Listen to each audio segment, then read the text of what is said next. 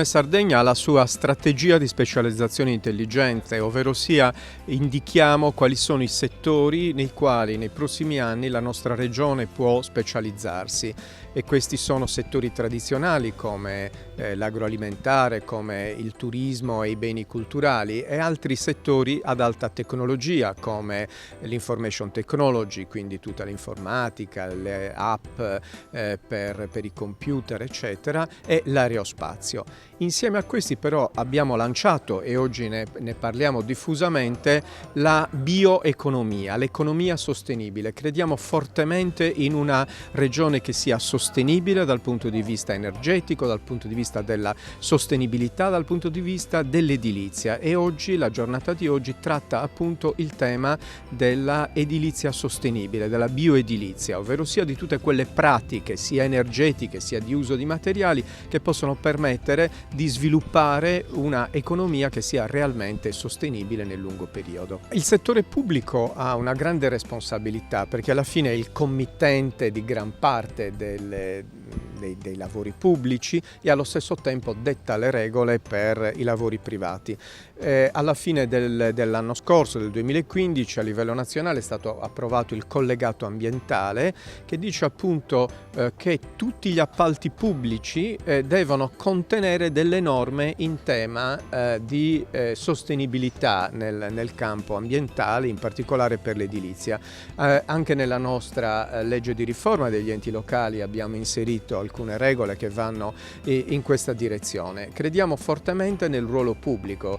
quindi negli appalti pubblici dobbiamo inserire, lo stiamo già facendo, delle norme che siano sempre di salvaguardia della sostenibilità. In questo modo otteniamo un duplice scopo: da una parte continuiamo a rilanciare l'economia sostenendola con gli investimenti pubblici, e dall'altra però dettiamo delle regole in tema di sostenibilità. Questo chiaramente va anche a favore delle nostre piccole imprese che hanno grandi competenze, un saper fare consolidato in questo tema. Innanzitutto, in maniera unitaria, queste ultime normative che sono state adottate, il collegato ambientale, impongono una risposta di sistema. Non è più possibile fare risposte singole. Anche quello che emerge dalle discussioni di questi giorni impone alla pubblica amministrazione di ragionare in maniera unitaria. Quindi da questo punto di vista la pubblica amministrazione, dal punto di vista regionale, chiaramente deve fare una politica economica dell'offerta seria, che vede insieme sia gli aspetti formativi, sia gli aspetti della committenza pubblica con regole precise che adesso sono agevolate, sia gli aspetti degli interventi a favore della competitività dell'impresa, certificazioni e non solo, per fare in modo che di fronte a questo nuovo paradigma economico che si sta imponendo sul tema dell'economia sostenibile ci sia una risposta unitaria da tutta l'amministrazione regionale in tutti i suoi reparti. Il contributo è anche quello di divulgazione e di animazione, perché dobbiamo ricordare che l'amministrazione regionale è un'antesignana su questi temi. È da 6 anni che lavoriamo sul Green Public Procurement, è da 6 anni che stiamo affrontando questo problema, anche quando non era, diciamo così, tra virgolette, alla moda. D'altro lato invece, dalla parte dei contributi classici, cioè dei contributi finanziari, su due ordini su due livelli. Un livello è quello della committenza pubblica. Già abbiamo cominciato con lo sportello per appalti elaborato e implementato da Sardegna Ricerche, lato imprese in primo luogo per favorire l'iscrizione nei sistemi moderni di committenza pubblica, e poi trasportato immediatamente al lato pubblica amministrazione, perché anche i capitolati d'appalto sono importanti. In questo momento bisogna poi aggredire il sistema delle imprese, perché una volta che esiste una domanda precisa, e domanda precisa si prende non solo materiali ma anche competenze, occorre che le imprese sarde siano preparate. Quindi un catalogo di servizi per favorire le imprese nelle certificazioni, EMAS, Ecolabel, tutte le certificazioni in ISO, e poi anche parte di investimenti innovativi, anche per far attrezzare le imprese con tutte le innovazioni tecnologiche per farle stare allo stato dell'arte. La scommessa non è tanto soddisfare il mercato interno, la scommessa per la Sardegna è far sì che, viste le condizioni oggettive e soggettive che esistono, far sì che le imprese sarde possano andare anche a lavorare fuori Sardegna e fuori Italia. Sono Graziella Pisu, sono l'autorità di gestione del Porfes 1420, quindi gestiamo all'interno del centro di programmazione un programma che interviene in vari settori come la ricerca, gli investimenti, la competitività delle imprese, ma anche e soprattutto per lo sviluppo sostenibile. Quindi all'interno di questo quadro relativo anche ai nuovi pacchetti di normativa che sono stati emanati di recente, noi ci inseriamo e la Regione dà un proprio contributo. Diciamo che vogliamo inserirci in questo percorso virtuoso di sostenibilità a 360 gradi, quindi non soltanto la sostenibilità nell'edilizia sostenibile, ma anche questo sostenibile 10.000 volte, ma anche in un percorso che riguarda la lotta ai cambiamenti climatici, gli interventi per ridurre il dissesto, mitigare il dissesto idrogeologico, ma soprattutto l'efficientamento energetico. Ecco, la Regione, se vogliamo fare un focus specifico, si inserisce molto bene dotando le azioni del programma operativo FERS 14-20 in investimenti per l'efficientamento energetico dell'edilizia pubblica, per la mobilità sostenibile. È tutto sostenibile e deve essere tutto sostenibile se vogliamo lasciare qualcosa ai nostri figli. Sardegna isola sostenibile, questo è il nostro sogno. Vogliamo ricreare le condizioni per vivere in una Sardegna a misura d'uomo, con degli edifici fatti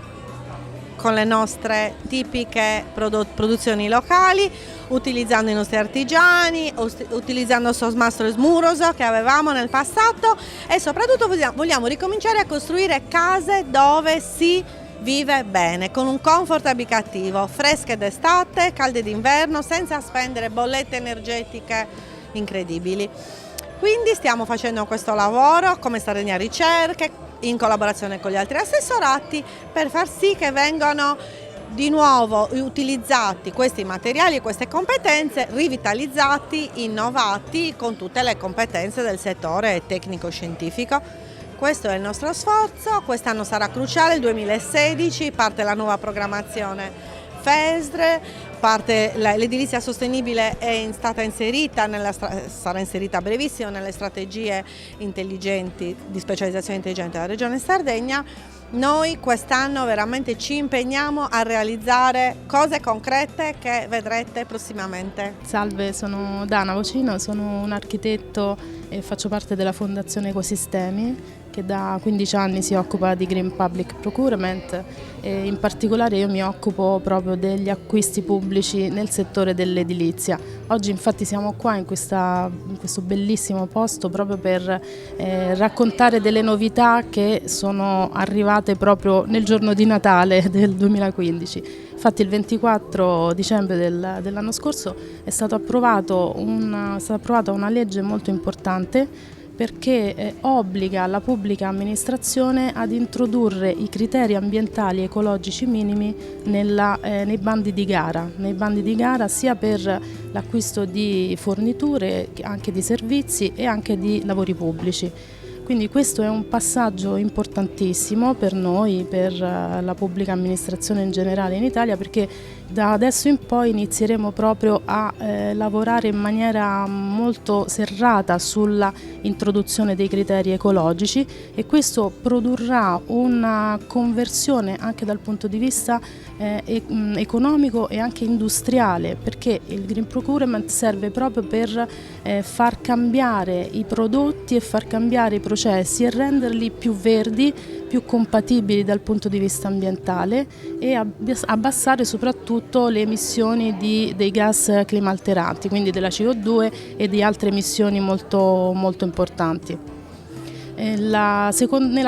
prima parte faremo un po' un'introduzione a questa norma che appunto è uscita a dicembre, e poi nel pomeriggio invece ci sarà un focus proprio sui criteri ambientali minimi per l'edilizia, che è un altro decreto del Ministero dell'Ambiente insieme al Ministero dello Sviluppo Economico, che introduce proprio quali sono effettivamente i criteri ambientali minimi, quindi quali sono le specifiche tecniche che devono essere introdotte all'interno dei bandi di gara affinché appunto la pubblica amministrazione riesca a fare questi bandi verdi, questi cosiddetti bandi verdi. Quello che è importante è che questo incontro di oggi è dedicato non solo alla pubblica amministrazione però, ma anche alle imprese e ai progettisti, perché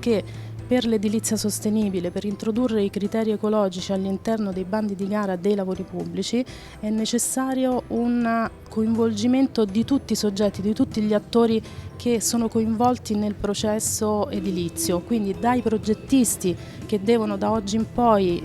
informarsi e formarsi sui temi dell'edilizia sostenibile ancora di più rispetto a quanto si è fatto nel passato, alle imprese edili che devono cambiare i modi di organizzazione della loro impresa e quindi devono riuscire a capire e a introdurre dei sistemi di gestione ambientale per ridurre gli impatti ambientali nella fase di costruzione dell'edificio, e poi le imprese, le aziende che producono materiali da costruzione, che è questo il grande business del futuro, perché riprogettare i materiali da costruzione è una cosa fondamentale, perché tra il 5 e il 10% dei consumi energetici e quindi delle emissioni inquinanti in Europa è dovuto proprio alla produzione dei materiali da costruzione. Quindi 3 attori fondamentali: la pubblica amministrazione, i progettisti, le imprese edili, 4 anzi, le imprese edili e i produttori dei materiali da costruzione. Io sono l'architetto Winter, oggi parlerò del trasferimento tecnologico del modello Abitare Mediterraneo che la Regione Toscana ha recepito come piattaforma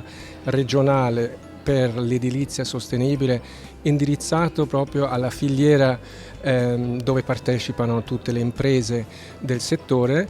dando a loro la possibilità di migliorare competenze e le possibilità di sviluppo verde e alla fine sviluppo blu. Questo intende ridurre le emissioni di CO2 fino a uno zero ipotetico. Ora, in Sardegna sappiamo che il modello Abitare Mediterraneo potrebbe essere compatibile con la situazione climatica, quindi fare molta attenzione al risparmio energetico, soprattutto in ambito estivo per il raffrescamento, visto che la spesa energetica estiva è maggiore di quella invernale. Cosa significa? Significa applicare dei principi per la riduzione del consumo energetico d'estate, utilizzare sistemi di raffrescamento naturale, utilizzare materiali che siano della filiera corta, evitando così trasporti e passaggi inutili che vanno a sprecare risorse e energia, riuscire a proporre delle buone prassi per un'edilizia sostenibile, energeticamente efficiente e confortevole, perché questo è il tema forte, il comfort specialmente estivo, quindi stare bene in casa utilizzando materiali e tecnologie adatte per il clima. Le recenti modifiche legislative che comportano l'inserimento dei criteri ambientali minimi nel settore, nei bandi relativi al settore dell'energia e dell'edilizia sostenibile, comporteranno un importante cambiamento proprio dentro il settore e la necessità di attivare una riflessione fra tutti gli attori coinvolti nella filiera, quindi non solo il mondo pubblico, gli assessorati regionali e i comuni che dovranno fare i bandi, ma anche i professionisti e le imprese che dovranno rispondere a questi nuovi bandi. Si tratta di un processo complesso da attivare ed è per questo che Sardegna Ricerche, che da anni lavora molto sul settore della sostenibilità ambientale, mettendo in rete attori differenti, ha deciso anche attraverso il progetto Sardegna Produce Verde di organizzare una giornata destinata all'edilizia sostenibile. È stata una giornata molto ricca di confronto proprio fra i diversi settori che hanno la capacità di agire su questo sistema, il mondo istituzionale, il mondo pubblico con la presenza di vari assessorati regionali della programmazione, delle università, ma anche il mondo privato con la presenza di imprese che da anni investono sulla sostenibilità ambientale e l'innovazione, e dei professionisti che sono chiamati poi a progettare su questo settore. Circa 150 partecipanti sono stati presenti oggi a questa lunga giornata di lavoro molto ricca. Sono arrivati insieme alla conclusione che è necessario per modificare, per portare grandi modifiche in questo settore, innovazione in questo settore, lavorare insieme, confrontarsi, utilizzando un dialogo costruttivo, arrivando a soluzioni condivise, in modo poi che ci sia un importante impatto su tutto il settore, che è un settore molto importante da un punto di vista sia economico sia per l'impatto poi anche ecologico che porta nel nostro territorio. Quindi ancora una volta Sardegna Ricerche ha investito una giornata destinata ad innovazione e al confronto, e Poliste, che accompagna Sardegna Ricerche da anni su questo settore, ha messo a disposizione anche la sua esperienza sulla sostenibilità ambientale che ha realizzato in anni di accompagnamento alla Regione Sardegna alla politica del GPP e sulla partecipazione su cui siamo coinvolti quotidianamente.